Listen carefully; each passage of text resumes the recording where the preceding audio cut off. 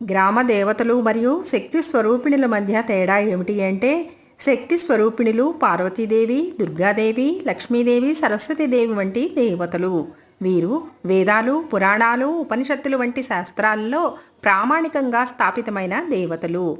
శక్తి తత్వానికి మూర్తి రూపాలు, ప్రపంచం యొక్క సృష్టి స్థితి లయానికి కారణమైన ఆదిశక్తులు. గ్రామ దేవతలు గ్రామానికి సంరక్షణకర్తలుగా భావించబడే తల్లులు. వీరి కథలు, రూపాలు, పూజా విధానాలు ప్రాంతీయ సాంప్రదాయాలకు అనుగుణంగా అభివృద్ధి చెందాయి. కొంతమంది గ్రామదేవతలు ఆదిశక్తి యొక్క భిన్న రూపాలు అయినా వారి ఆరాధనలో శాస్త్రబద్ధత కంటే ప్రజల విశ్వాసమే ప్రాముఖ్యము.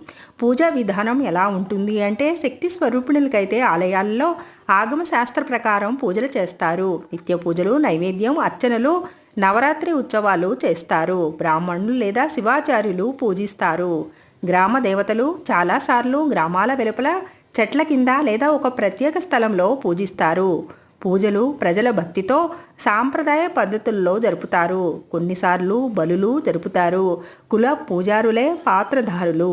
నమ్మకాలు, ప్రాధాన్యం ఏమిటి అంటే, శక్తి స్వరూపిణులకైతే ప్రపంచానికి తల్లి జగదంబిక, శాస్త్ర జ్ఞానానికి ఆధారంగా ఉన్న దేవత. గ్రామ దేవతలు ఊరిని రక్షించే తల్లులు, సాంప్రదాయానికి మూలం. గ్రామంలో ఎవరైనా కొత్తగా స్థిరపడితే ముందుగా గ్రామదేవత దర్శనం చేయడం అలవాటు.